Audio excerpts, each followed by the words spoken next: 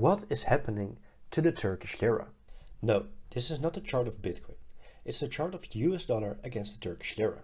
It's something which has been going on for a while now, but really reached the attention of the mainstream media recently after the Turkish lira made a free fall and lost 10% of its value. It's actually lost around 30% of its value in a week compared to the euro and the dollar. A lot of people are now going to the currency exchange office to switch their liras for euros and dollars. Why is all of this happening and what will happen in the future? Stick around to find out.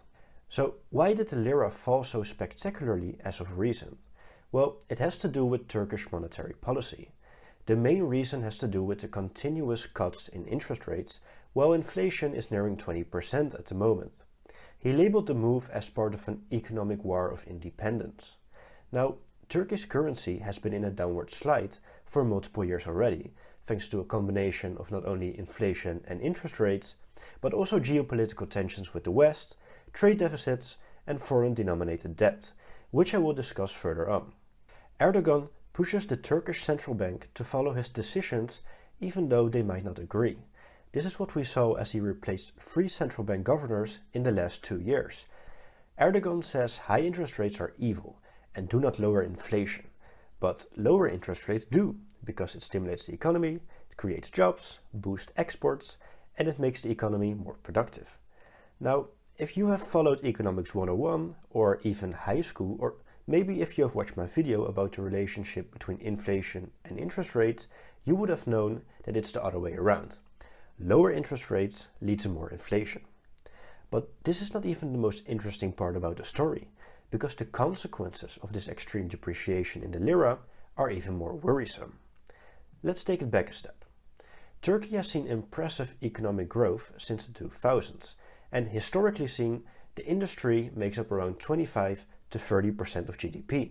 This goes paired with trade deficits, because they import a lot of energy and raw materials. So Turkey is really reliant on construction and the industrial parts of the economy. The depreciation in the lira and the increase in the interest rates have pushed up the construction cost and the borrowing cost. Due to this, many construction companies in the industry have halted the ongoing projects, and some have also reported bankruptcy. But an even bigger problem is that a lot of businesses are reliant on foreign loans, and your intuition now already tells you that an extreme fall in the lira makes paying back these loans extremely expensive, and could actually bankrupt a lot of Turkish companies. If you don't fully understand it yet, I will explain it very clearly in a few minutes. The General Directorate of Public Finance raises funds for the Turkish government by issuing bonds, so the government can spend this money. What is now the problem? Investors are now worried about the quality of those bonds because of a falling lira, so nobody is willing to buy those bonds, which are clearly not a store of value. In addition, the Turkish government also issues bonds which are denominated in foreign currencies, which is more attractive for investors, but at the moment a big problem for the government. Why? When the government pays these bonds back, they need to be paid back in the currency those bonds were written in, like the euro or the dollar. Guess what? Because of the falling lira, it has now become much more expensive to pay the interest back on these bonds. But this same problem holds for businesses that are financed by foreign loans or foreign bonds. They need to pay back these foreign loans with devalued currency. Now, of course, domestic debt, which is denominated in liras, are great for the people who need to pay back this debt, but it sucks, of course, for the people who receive these debt payments. If this is difficult to understand, think about it like this. If I have received a loan of $10,000, which I have to pay back in 5 years, and at the moment, if you want to buy a loaf of bread, it costs around $10. Now imagine in 5 years I have to pay that loan back, but your home currency has depreciated a lot and you suffer from hyperinflation in your country. A loaf of bread now costs $10,000. Of course, that loan of $10,000 used to be a lot of money, but now it is only worth as much, as a loaf of bread. But let's get back to the story. The interesting question remains, can Turkey go bankrupt? Turkey is really stuck inside this box. If they raise interest rates to fight inflation, this will only do more harm to lending and the economy.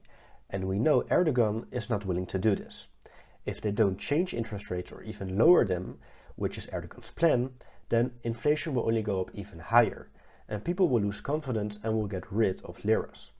Regardless, businesses are suffering at the moment with expensive loans, and more bankruptcies are bound to happen.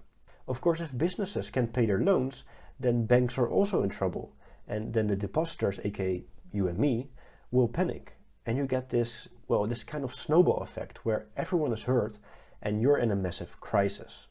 Like I've said before, the foreign debt the government holds has a killing effect on their funds. They can raise taxes to attract extra funds, but with inflation this high already, it would kill the cost of living of the Turkish people even more. And like I've also said before, nobody wants to buy lira-denominated bonds of the Turkish government, so they're going to miss a big income stream here as well. A very dark but theoretically not impossible scenario is therefore a complete default of the country, including the Turkish government, because nobody can pay off the foreign debt, and nobody is willing to loan money to Turkey anymore. But this seems unlikely, and other countries would of course step in to help Turkey. What I think will happen, and it's most likely, and it's actually very popular these days, I think the government will back everyone up. So Turkey is going to print a lot more money by monetizing a lot more debt and creating even more inflation. Of course, they've already done this. That's a big reason why inflation is nearly 20% right now. So they've printed enough money already. I think the Fed might be jealous. Let's wrap the video up here though. Do you think this Turkey will come out of this one alive? Let me know in the comments. Don't forget to like or subscribe if you don't want 20% inflation in your country. And I will see you in the next video. Have a nice rest of your day.